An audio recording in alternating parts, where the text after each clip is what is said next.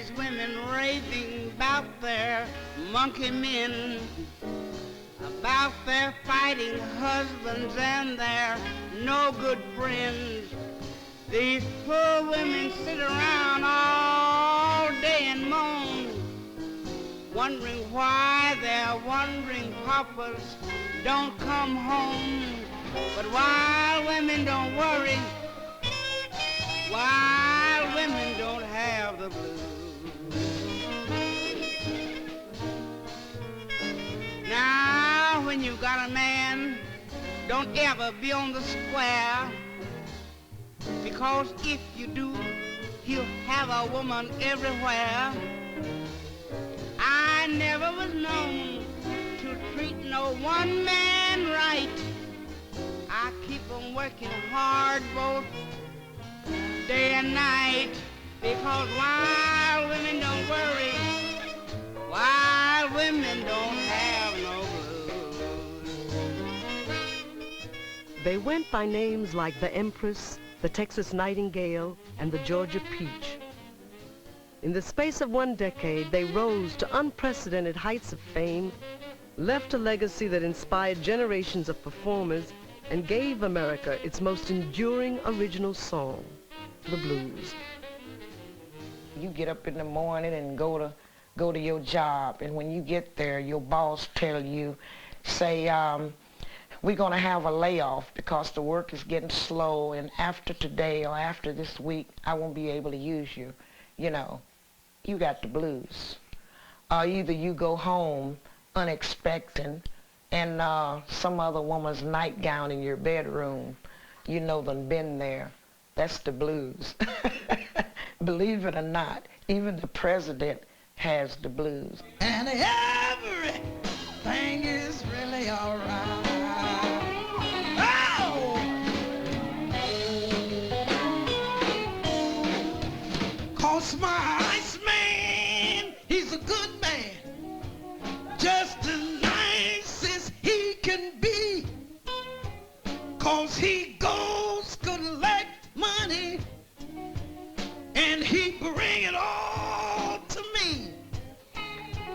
Now my woodman, he's a good man, 'cause he likes to keep me warm. When his wood don't burn to suit me, then he takes me in his arms. Now my meat man, he's a sweet man, bring me steaks every day. And he tell me, pretty baby, you don't ever have to pay. Oh, you just shouldn't have done it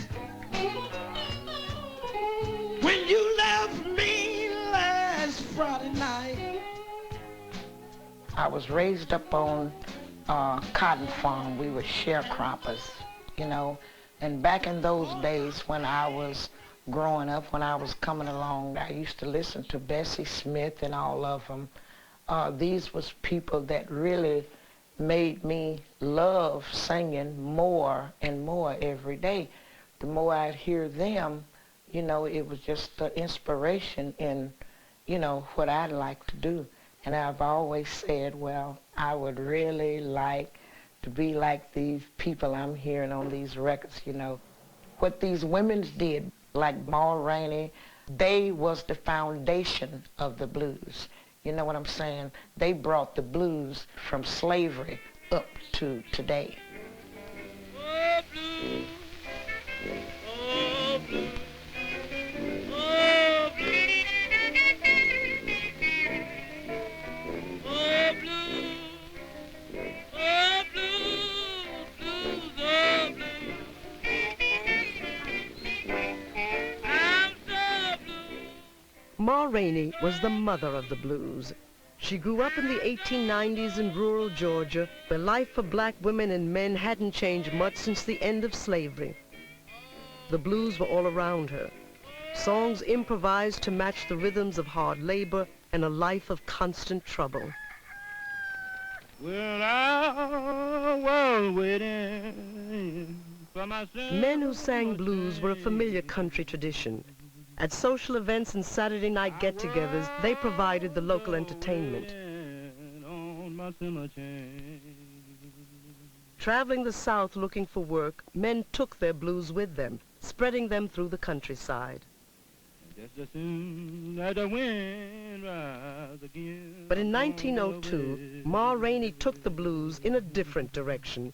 She put them up on stage, introduced them to the traditions of theatrical entertainment, and opened up a whole new future for the blues. And now I bring to you the sensation of the age, the fabulous Ma Rainey. And the curtain opened up, and there was a big phonograph record, a big phonograph machine made out of plastic or wood, a folding contraption. And she opened this door, and they opened up the door, and there was Ma Rainey, like she was stepping out of a cathedral or something. And she come out singing, "Maybe a man, but he come to see me sometime," or something, one of them blues, them good blues. And she stepped down, and there she was, brought to you right out of the Victrola. But Ma Rainey was altogether different from all of them put together. Because when she opened her mouth, that was it. And she could sing, and I mean sing. I worry all day, I worry all night. Every time my man comes home, he wants to fuss and fight. When I pick up the paper to read the news, just when I'm satisfied, yonder come the blues. Ma Rainey created a new performing art, vaudeville blues. She mixed blues with popular show songs, she cut them with humor, and she gave them a new theme. She had a cynical sort of way of talking, telling women who they know were trouble with men. Everything ain't a bed of roses, you know, with that love business. Sometimes it's one-sided. You live with somebody that you think they love you, you find out they don't love you, and then you're trouble. And you got to be with them. You got to sleep with them and snow in their face every night. She tells all about that in the blues. Just like a rainbow, I am faded away. My daddy leaves me most every day, but he don't mean me no good. Why? Because I only wish he would. I'm almost gone insane. I'm forever trying to call his name.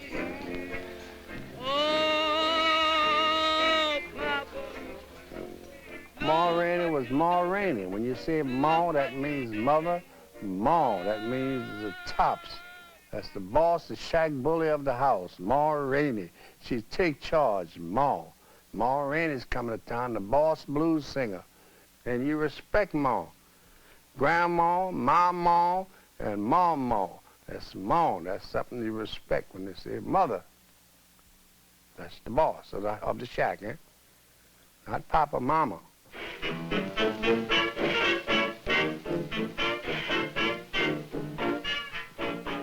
Ma Rainey's career spanned the earliest years of black theatrical entertainment. At the start, show business meant a traveling tent and a kerosene lamp, a ragtag assortment of minstrel shows, medicine shows, and carnivals crisscrossing the South, in and out of small towns from Florida to Texas and back again. In some places, performers set up stages in a vacant lot and stayed a week. But in most, they'd come one day and be gone the next. Shows actually originated on riverboats and steamboats running up and down the river. And then they would hit and dock. And then the performers or some well-thinking person thought, well, this is a good idea. The people in the town don't ever have any entertainment or anything, so the performers would go out and entertain. If you played Knoxville and they had a theater going on there, and there was a white theater, you couldn't play it because you were black, maybe on a special occasion. So the wise black people and the ones who promote them decided to use the tent. And the tent became the vaudeville house of blacks. Finding work dancing or doing comedy routines with a traveling show was a rare opportunity for young black women of the time. Those who could sing blues as well as dance became the main attraction, who drew the audience to put down a quarter for a show. Hey, hey, mama, run tell your papa, go tell your sister, run tell your lady that I'm going up the country. The blues singers who followed Ma Rainey's path all started as young girls on the tent show circuit. Mamie Smith began as a dancer with the Four Dancing Mitchells when she was 10. To take them on my ragtime show. Ida Cox was 14 when she ran away from home to join the Black and Tan Minstrel Show. I was leaving, I left some folks a grieving, I left my friends a moaning. Bessie Smith was still in her teens when she worked the tent shows with Ma Rainey and then landed her first job in a real vaudeville theater. For Bessie and for hundreds of other entertainers, the black vaudeville stage meant a new professionalism and a new showcase for talent. Butter, What is it, Susan? you think you conquered me, but you better start to think again. Listen, I hear you, Susan. I'm just your used to be. Now, Susan, won't you please let me explain? Say, listen, What's the matter? it's too late for an explanation. So there's the gate. Use your imagination. You mean you got somebody else and going to quit me? Yes, I'm leaving you like the leaves leave the tree. After they had theaters, then somebody could go and book a string of theaters or a group of theaters, and he'd be able to offer you steady work, 5, 10, maybe 15 weeks. And you'd put an act together, and that mostly consists of a song and dance man, a magician, a contortionist, and things like that. And they'd put them all together, and they would travel from theater to theater. The outlets, the main outlets for the blues singers was the TOBA circuit, the Theater Owners Booking Association, which Bessie and a lot of them traveled on. And they owned they owned theaters all over, and they just kept touring. And in the summertime, they would tour in the tent shows, and in the wintertime, they tour on the Toby circuit, as they called it. The TOBA was the proving ground and the only place that people could display their talent and get over big with a live audience. You couldn't do it. Where else can you do that? They didn't have that many minstrel shows. They didn't have that. The circus, Ringling Brothers and Barnum Bailey didn't have black shows that much. They'd have like a token kind of thing because they had to try to do something for the black people. Straight man, a comedian, a line of chorus girls, a band, a small band or a large band sometime, traveling, trooping, going from city to city. From New Orleans, you're going north, to Mobile, to Birmingham, Atlanta, to Richmond, to Knoxville, to Nashville, to Leesburg. You go into Pittsburgh. From Pittsburgh, you go to Philadelphia week after week after week. Traveling on the vaudeville circuit gave the blues singers their first chance to reach a large audience in the North as well as the South. It was the route that brought Bessie Smith from Tennessee to New York. I've lived a life, but nothing I've gained. Each day I'm full of stars. Bessie's early career as a dancer was cut short when she was let go from the chorus line of a show whose theme was glorifying the brown-skinned girl.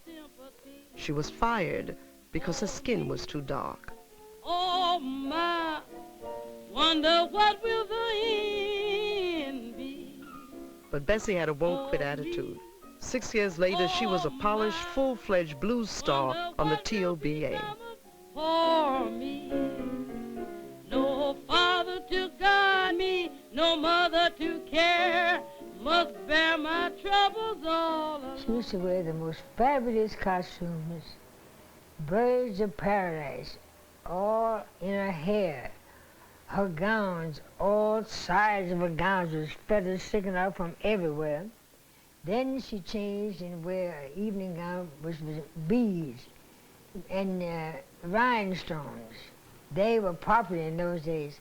No sequins, but just beads, loads of beads, and rhinestones, big rhinestones. For audiences accustomed to seeing black performers in mammy costumes, Bessie Smith presented a rare vision. In full Empress regalia, she was bold, beautiful, outrageously out of line, and impossible to forget. Her hair was way down here, you know, shoulder length down there, and it was beautiful. And it would just wave it all over her head. And then she'd be singing, when she shake that hair there, that wave, and it was shiny like, you know what I mean? She didn't have the stuff like y'all got now. But that was a good-looking woman. She was dark-skinned, a dark brown-skinned woman. She was really pretty and could sing, baby. And them men would just throw money up on the stage. Yeah. I just throw something down here on the piano. Bessie's impact came from her voice and her image and something else.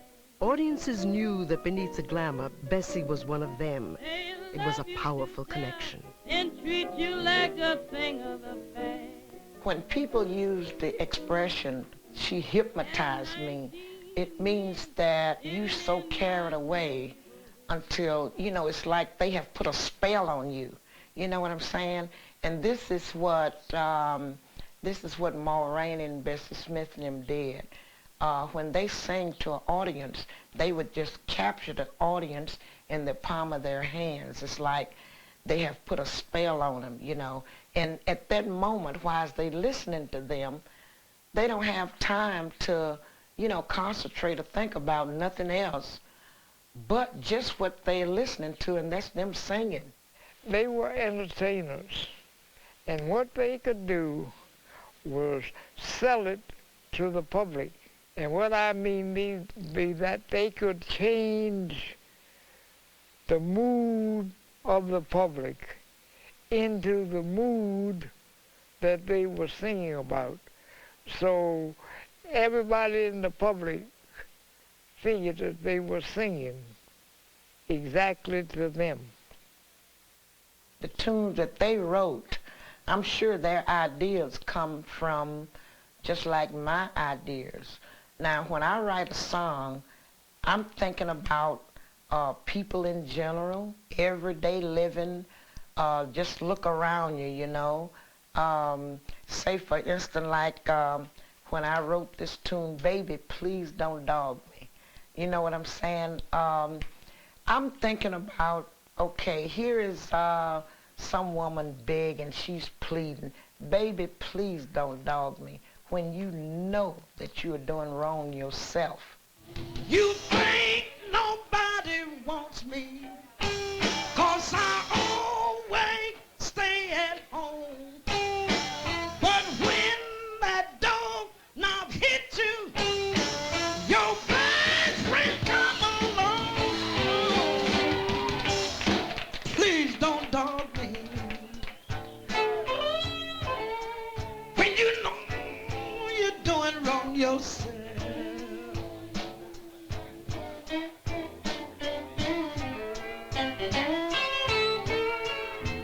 Cause you ain't doing nothing. Oh, driving me to someone else. Now, that shoe might not fit my feet, you know what I'm saying? That shoe might not fit your feet, but that shoe do fit somebody's feet. It's some woman out there is really thinking. She really feels the way that I'm singing about, what I'm talking about in this song. It's some woman somewhere really feels this way. These are the words that she would like to say. Expressing the realities of life touched and captivated audiences and made idols of the blues singers. It also brought condemnation from the religious community. Oh, the devil's gonna get you the way you carry. In the eyes of church elders, the women were singing the devil's music, songs about drinking, gambling, sex, and jealous rage. Even if the blues singer herself didn't take part in the excesses of this life, she was tainted. Get in my bed and turn your back on me. Some of them fear the stage. That's the devil's work. They stay home and marry and have a family and still die with that attitude. That's the devil's work, the stage. Make believe. Well, I sang the blues until I was 11. And when I got to be 11, my mother said, you can't sing the blues anymore. If anybody asks you to be in a concert, I said, why, Mom? She said, because you're too old. She said, people will think that you know what you're talking about. So I couldn't see nothing wrong with those blues, saying I got everything that a woman needs to make a good man fall. I know just what to do to back him in my stall, you know. I played the record all day. I couldn't see nothing wrong with that. It was interesting. A lot of people are not aware of the fact that to talk about my lover, you couldn't talk about that because we came up in a religious vein where you heard gospel songs, you heard glee clubs, you heard quartets, and things like that. I heard the preaching of the elder, preaching the word, preaching the word. I heard the preaching of the elder, preaching the word of the Lord. I heard. My mother and father was a religious person, and they liked music, but they liked church music. They didn't like jazz like we does. And of course, we could not even play jazz in our home while they were there. But just the moment they would turn their back and go to their society or a church somewhere or another, we'd get our neighborhood children to come in there, you know, and we'd get to playing the blues and having a good time. But we had one girl on the door watching to see when Mr. Goodson's coming back home, or either Miss Goodson, because I knew if they come and catch us there, what we would get, see?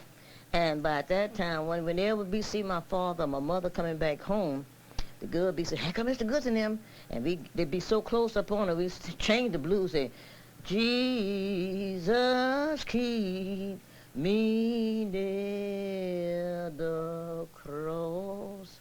Then, after that, my mother and father get in and join us, and we all get to sing church songs right there.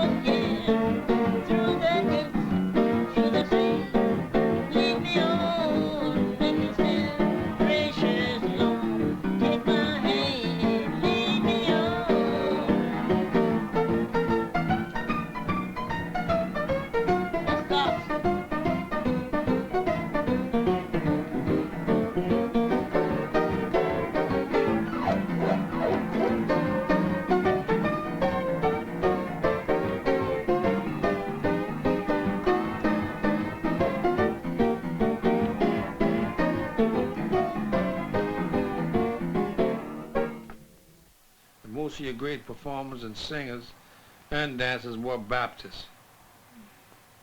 See, they had this rhythm. They got this rhythm from this hand clapping, this rhythm. And when you do this in the church, but in the cabaret you do this. It's the same beat, but it's a different atmosphere. So when you jump from out of church, if you're raised in a church and you went into the fast life of being a blues singer or guitar playing singer, or B.B. King and them people where you jump back out of the church. It's called devil. They think it as devil's music because you entertaining people who are devilish, promiscuous, having a good time, etc. When you see me coming, my love, raise your window high. 'Cause you know I ain't no stranger. I've been there, baby.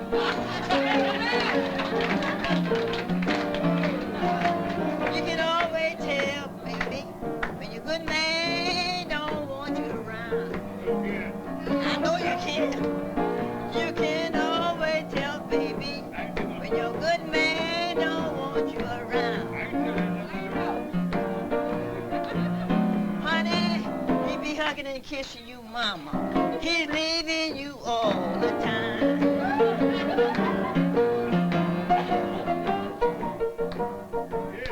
I'm gonna tell you something now, this is no lie. I can be playing the blues. I can be playing the blues. And when I play the blues, I can feel something going all over. Next thing I know, I'm feeling good. And then sometime I be playing church song. That's the devil in me then. Do you hear people say the devil's in me? It's like that song saying, but got the devil in my soul on that same record there. But that's what it is. Then you go and play the church song and everything, and then that feeling come back, that Christian feeling coming back on you see? And so that's just the way it is. The devil got his work and God got his work.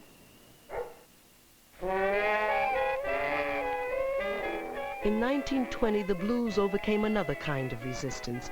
For years, the recording industry had ignored efforts by black musicians to put the distinct sound of their music on record. That changed when Mamie Smith stepped up to the acoustical horn in the OK recording studio and shouted out a song called Crazy Blues. The blues craze started with Mamie Smith. And Mamie Smith had a very good friend named Perry Bradford, who was kind of a wheeler dealer and sometime composer, who talked the OK record company into recording blues by a black singer, which was unheard of. Mamie Smith did a song called That Thing Called Love in 1920, which was not a blues record, but that was really her first record. So then after that, he talked them into doing something called Harlem Blues. For some reason, they changed the name to Crazy Blues when they did it. And Crazy Blues became enormously popular.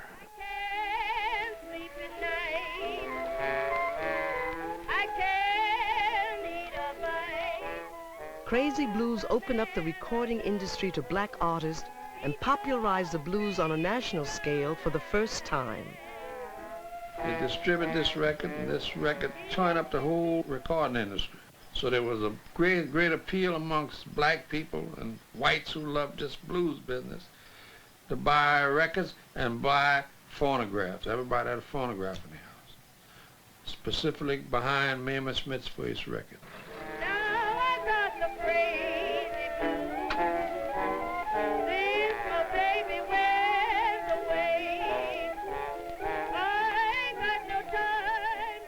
People who were there say that you could walk down the streets of any black neighborhood in America and hear Mamie Smith singing Crazy Blues from the open windows.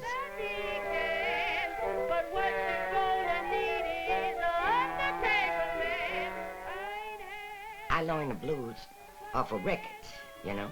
My mother used to buy Mamie Smith, Bessie Smith, Ma Rainey, all these blues songs because she likes to sing. And I would sing with her. And we had one of these old graffinolas that you wind up. So if we was cleaning house, if we were in the bedroom, we'd bring it with us there. If we were outside washing the clothes, we'd bring it there, see? So I heard these records and I'd sing along with Mama. So that's how I learned how to sing the blues. The clamor for the blues awakened record companies to a new and profitable market. Overnight, they scrambled aboard the bandwagon, sending talent scouts to scour the vaudeville circuit for women who could sing blues. And you ain't coming back to town. Well, you can. The companies saw the new market as exclusively black and sold the records through mail order ads in black newspapers and at stores in black neighborhoods. If you're really leaving, I can cry with joy. Papa, don't. In the span of a few years, new songs were recorded by the hundreds. Blues and the women who sang them reached an unprecedented mass audience. Anybody named Smith could make a record of women. Mamie Smith, Bessie Smith, Clara Smith, Sarah Smith, Annie Smith, Beulah Smith. And people would say, well, that's not Mamie Smith. Yeah, but all them Smith sisters, they all could sing. So in the vaudeville, you'd go to the theater and up to the big sign up there, Effie Smith, little small Effie about 1 inch, and a great big Smith, like the Smith brothers, cough drops, you know. People say, well, Smith, one of them Smiths in town, let's go and hear her.